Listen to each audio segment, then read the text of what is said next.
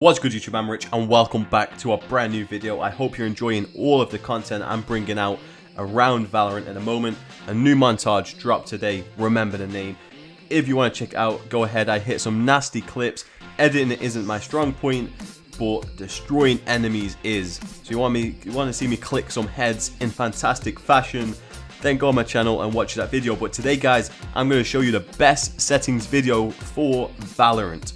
So guys, Valorant is an easy to run game on most systems. The minimum settings is actually a really old processor with built-in graphics. So even laptops at the moment around the £300 to £400 mark in the UK can play Valorant at a low resolution, at low settings, but it can play it.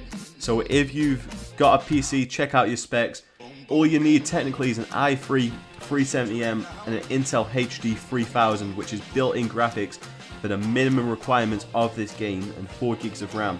But guys, a new processors with like an Intel HD 630, which would be potentially be on a newer laptop, that will be able to play Valorant at 720p over 60 FPS and APUs. So if you guys have a low-end gaming PC, maybe like an AMD Ryzen, which has a built-in like graphics card in the processor, that can also play Valorant. So don't be sitting there thinking you can't run this game. It is super easy to run.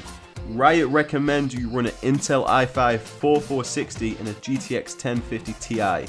That's to achieve 144 FPS, mixed settings at 1080p. This PC can be built for like £400 on the used market, and probably even better specs with AMD's current price to performance margins. So honestly, super easy to run game. I don't want to drag this video out too much, so I'm literally going to go straight over my settings. This is what I feel like is best for Valorant for any PC. Mine, I've got an RTX 2080. I could run this game at 4K maxed out, but that is not going to give me a competitive edge, and that's what my settings are geared around. Having the best reaction time possible, the best input time possible, the lowest input time, all that type of good stuff. But let's start with my sensitivity just for an FYI. I use a 0.58 sensitivity aim. I have a Logitech G502 400 DPI at 1000 Hz polling rate. So sensitivity is literally down to the person. It's how you use your mouse, how you aim, if you prefer to be fast and flicky, slow and accurate, it's all down to you. If you've played a lot of CS, there is a calculator online that can let you translate your CSGO aim to Valorant, and then it will feel like a completely smooth switch, which we're looking for, right? Scope sensitivity is on 1. I've changed nothing else besides lowering the minimap size.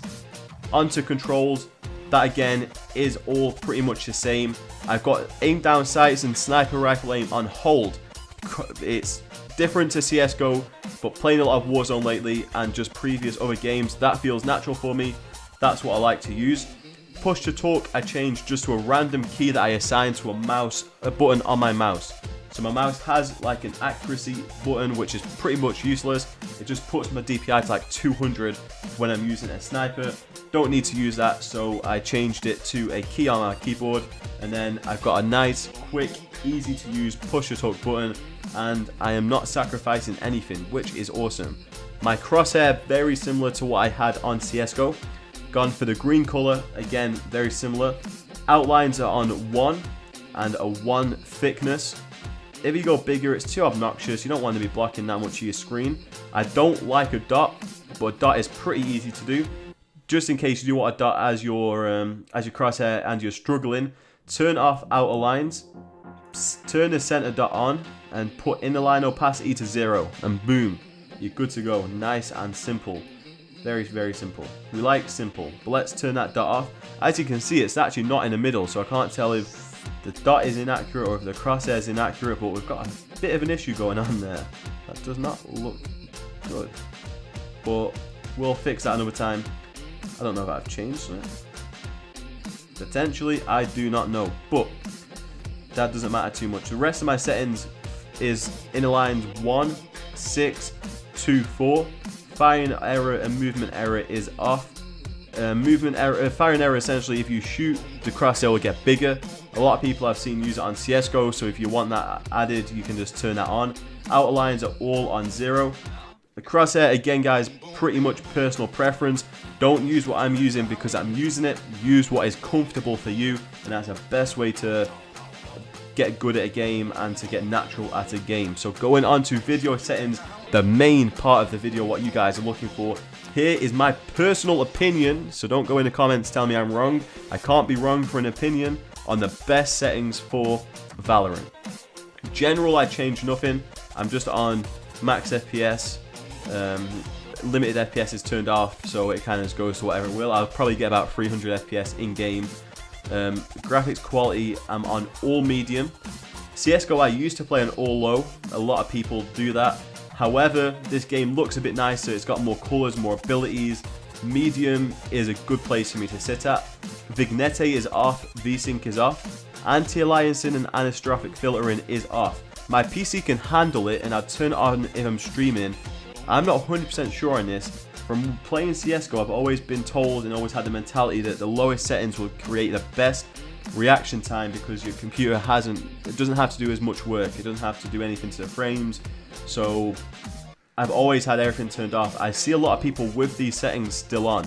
So I'm interested to know if this does impact any form of reaction time, because I don't need these on. The game looks fine. I can see heads. That's all good. So I'm not going to touch it, but again, like I said, it's all personal preference.